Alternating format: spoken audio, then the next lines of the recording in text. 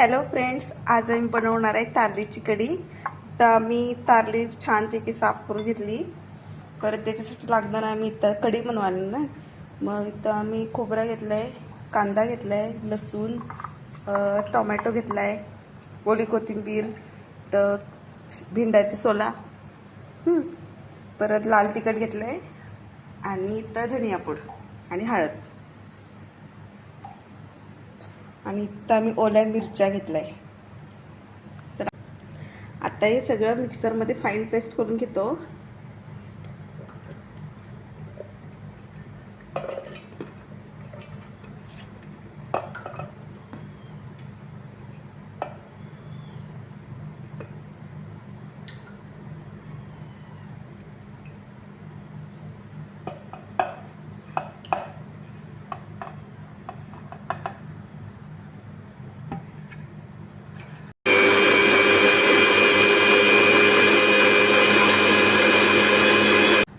इथं आम्ही वाटण एवढं बारीक वाटून घेतलंय।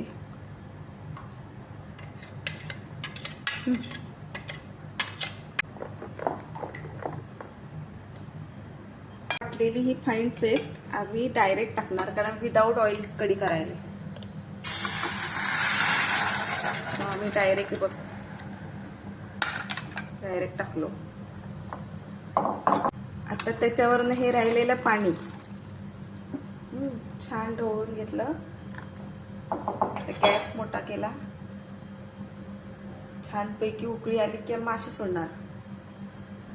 तिथं आता मस्तपैकी उकळी आली, आता आम्ही मासे सोडतो।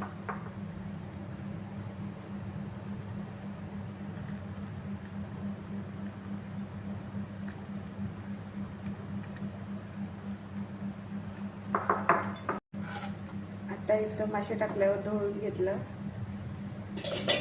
आता चवीनुसार मीठ टाका, एकदा ढवळून घ्या आणि गॅस जरा मोठा करून झाकण ठेवून 5 मिनिटात कढी रेडी होते। आता आमची माशाची कढी रेडी होईपर्यंत इथं आम्ही मासे फ्राय करणार आहे। त्याच्यासाठी इथं थोडं मीठ टाकतो,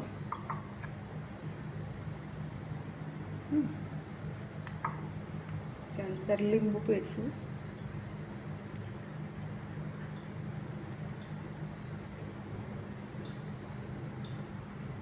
आणि थोडीशी जिंजर गार्लिक पेस्ट,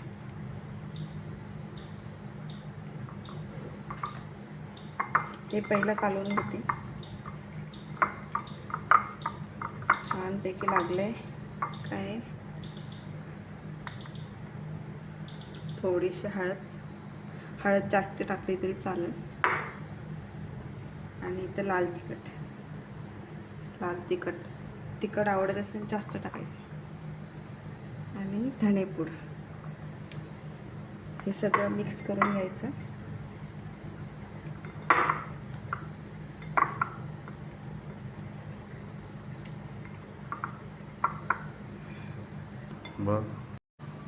आता इथं माशांना छानपैकी मसाला कोट झालाय। आता आम्ही त्याला रवा लावून घेणार। माशांना पूर्ण रवा लावून घेतला आम्ही। तेल हाय फ्लेमवर खूप कडकडीत गरम करायचं। छान गरम झाल्यावर मासे हळूहळू सगळे सोडायचे। सगळे मासे सोडत आहे।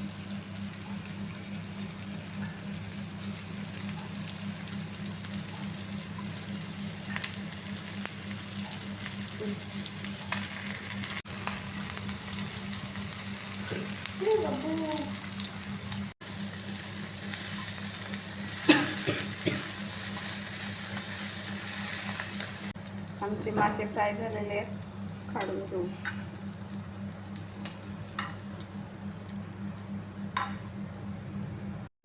तर आमची तारली कढी रेडी झाली, आणि इथे आमचे फ्राय मासे रेडी झाले। व्हिडिओ आवडला तर लाईक करा, शेअर करा आणि सबस्क्राईब करा।